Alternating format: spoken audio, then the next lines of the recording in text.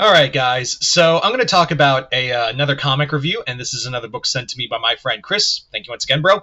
And this is Foot Fist Frankenstein. I guess you could call it Book 1, I Am Born. Um, so, Foot Fist Frankenstein was a Kickstarter graphic novel that I had no idea Chris was sending me. Sometimes he likes to randomly surprise me with books, and I was very surprised by this.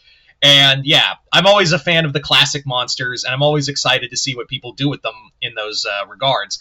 And here, we have the Frankenstein monster in Japan. Now it's kind of funny because I am kind of working on a book that has Dracula in Japan as well, so it's just kind of like, I guess I'm not the only one. But yeah, Foot Fist Frankenstein. Oh, I'm gonna try saying that 5 times fast.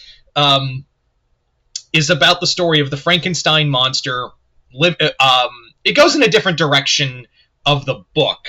Basically, in here, the monster was created by, of course, Victor Frankenstein. He was tortured, and then he killed Victor and roamed the earth for several years, until he found his way to Japan, where he found a group of monks who took him in and trained him in the art of martial arts, as well as, inner peace.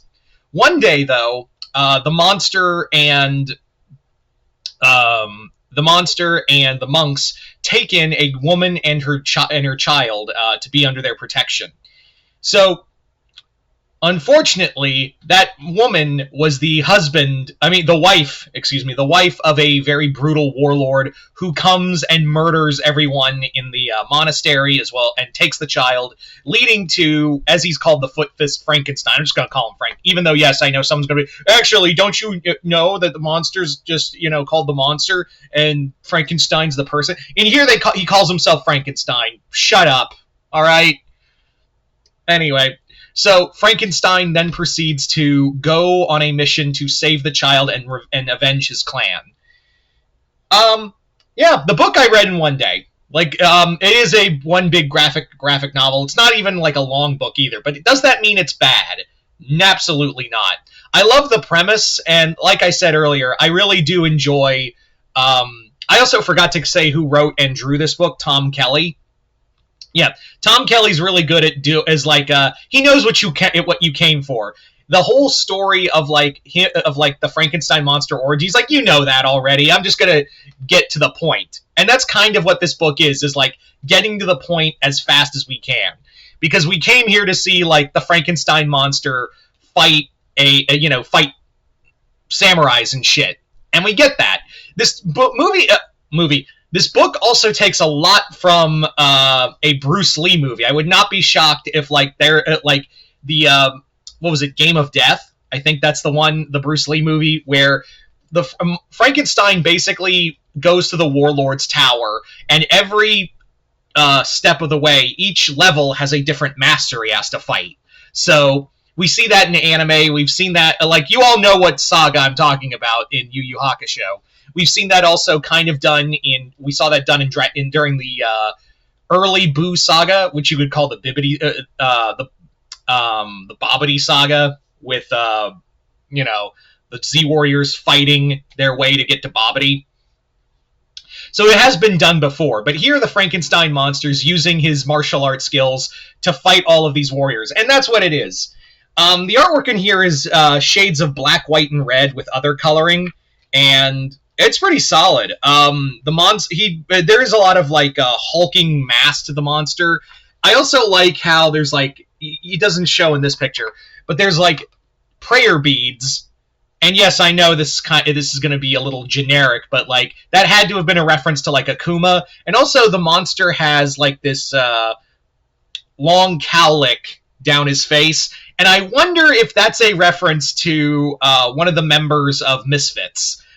I feel that cowlick was very generic. Was very specific. So I was like, that has to be a reference to Misfits, right? Yeah. So this book doesn't really is pretty straightforward. There's no doubt about it, but it is fun.